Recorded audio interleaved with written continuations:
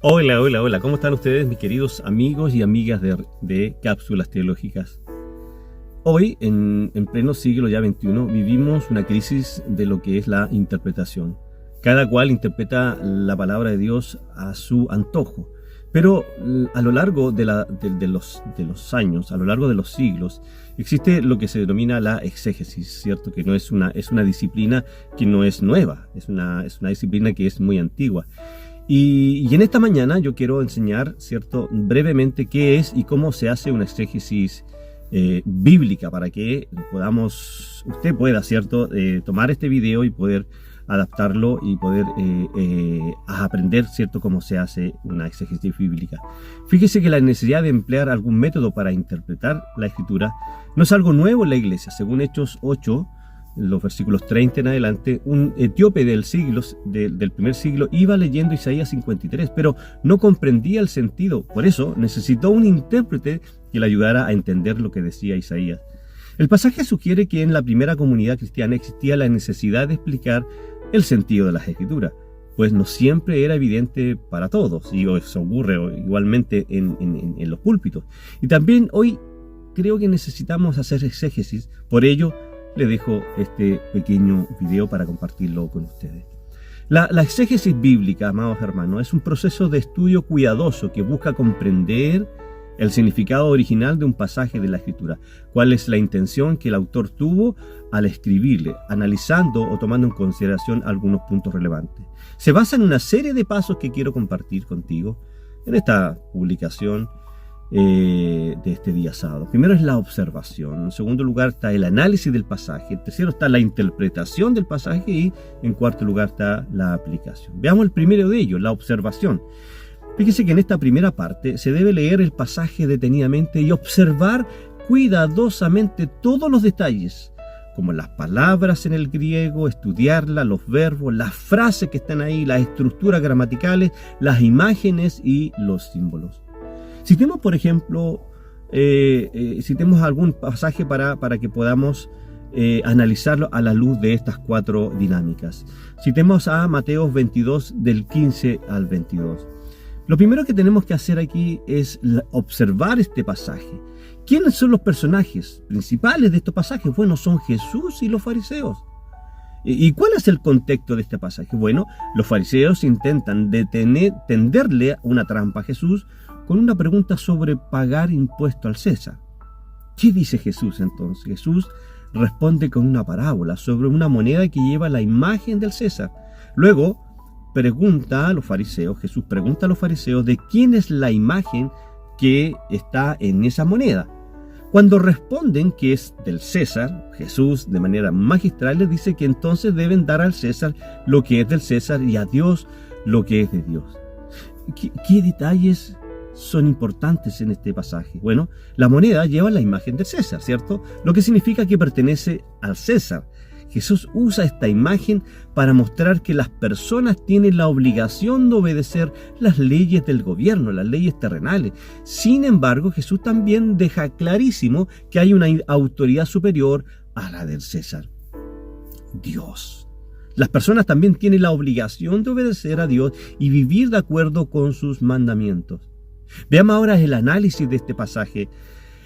Bueno, el análisis debemos en esta parte investigar el contexto histórico, cultural y literario del pasaje, ¿cierto? Esto incluye estudiar la vida del autor, la audiencia a la que se dirigía el autor, las costumbres y creencias de la época y los géneros literarios utilizados.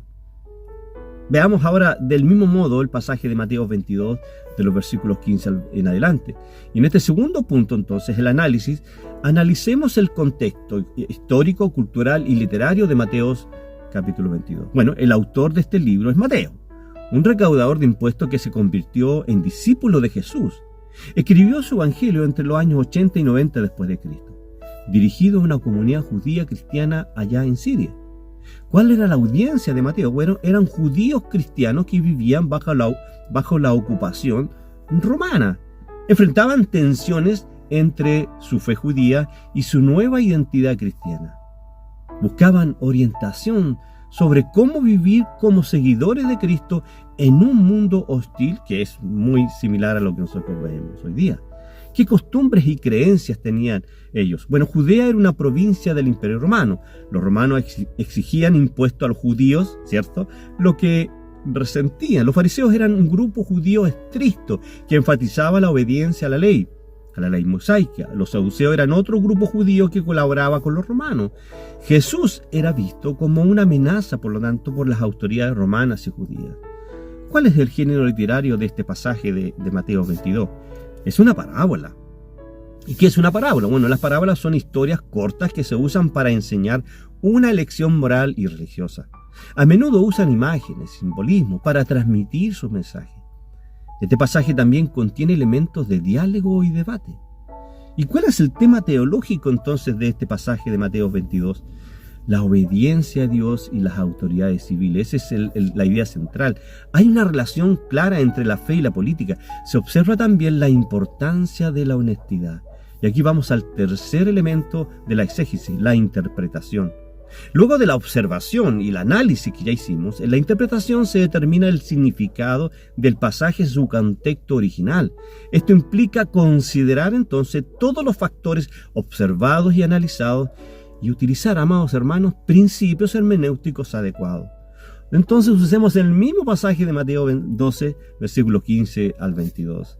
Y basándolo entonces las herramientas estudiadas como el contexto histórico, dijimos ya aquello, el contexto cultural, lo anotamos en un cuaderno y literario, lo hicimos de algunas herramientas, de algunos textos, ¿cierto?, que nos van ayudando a nosotros a determinar este contexto histórico, cultural y literario. Podemos interpretar que este pasaje entonces enseña que las personas deben ser obedientes tanto a las autoridades civiles como a Dios. No hay conflicto entre las dos lealtades, ya que cada una tiene su propia esfera de autoridad. Las personas deben dar al César lo que es del César, es decir, obedecer las leyes del gobierno y pagar impuestos.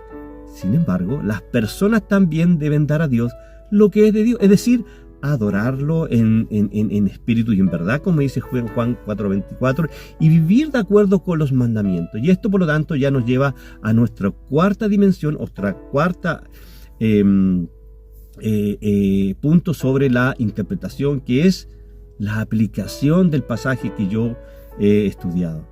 Ahora, en este punto, amados hermanos, se debe reflexionar sobre cómo el pasaje estudiado se aplica a la vida personal y comunitaria actual, es decir, a la comunidad de fe actual, basado en el pasaje en estudio. Apliquemos entonces el pasaje. Bueno, este pasaje tiene varias aplicaciones para la vida cristiana. El pasaje que estudiamos recién. En primer lugar, nos recuerda que debemos ser ciudadanos obedientes de la ley, que debemos respetar las autoridades y pagar nuestros impuestos. Sin embargo, también es importante recordar, amados hermanos, que nuestra primera lealtad es a Dios. Debemos obedecer a Dios por encima de todo, incluso si eso significa desobedecer las leyes del gobierno que van en contra de la voluntad de Dios, como por ejemplo, amados hermanos, la ley del aborto. La ley del aborto, ¿cierto?, es una ley terrenal, aquí en mi país, Chile, y en muchos países, ¿cierto?, de Latinoamérica, ya la ley se legisló sobre el aborto. Pero ¿qué es lo que dice Dios? Dios está en contra de esto, indudablemente, porque Él, ¿cierto?, es el dador de la vida y es el que puede quitar la vida, y no, ¿cierto?, un gobierno determinado. Por lo tanto, el cristiano común, en base a estos pasajes, en base a esta interpretación y esta aplicación que estamos haciendo, debiera rechazar la ley de aborto, ¿cierto? Lo mismo que pasa en Uruguay. En Uruguay es uno de los primeros países en Sudamérica, en América, que legisló sobre la eutanasia. Uruguay. Entonces, esa ley, aunque Jesús dice dar al César lo que es del César, significa que debemos obedecer las leyes, pero que si esa ley está en contra de un principio cristiano, algo de que está determinado por Dios en las Escrituras, yo debo desobedecer a esas leyes. Por lo tanto, la eutanasia también, sabemos todo lo que es la eutanasia. La eutanasia es el deseo personal de terminar con mi vida. Y eso, cierto, a la luz de las Escrituras, eso no sería correcto. Ahora, en segundo lugar, este pasaje, ya se recuerda que estamos en la interpretación, perdón, en la aplicación de este pasaje. En segundo lugar, este pasaje nos enseña que debemos ser honestos en todas nuestras relaciones interpersonales. No debemos engañar a las autoridades ni tratar de evadir nuestros impuestos. Debemos ser justos y honestos en todos nuestros tratos con los demás. Finalmente, amados hermanos, este pasaje nos recuerda que debemos dar a Dios lo que es de Dios. Esto incluye nuestro tiempo, nuestros talentos, nuestro dinero. Debemos adorar a Dios con todo nuestro corazón, con toda nuestra alma y con toda nuestra mente. Debemos vivir nuestra vida de una manera, entonces, que refleje el amor y la gracia de Dios en nuestra vida. Finalmente, hay recursos que nos ayudarán a hacer nuestra exégesis muchísimo más fácil. Hay comentarios bíblicos que ofrecen, con mucha claridad, información sobre el contexto histórico y el contexto cultural del pasaje, así como diferentes interpretaciones del texto que usted, en la medida que va estudiando, se va abrazando una de ellas. Existen diccionarios bíblicos que ayudan a comprender el significado de palabras y frases hebreas y frases griegas. Hay herramientas, ¿cierto? Hay una herramienta muy clara, ¿cierto? Que está ahí, se llama Logos, K de kilo, logos.com. Esa es una página de mi profesor de griego.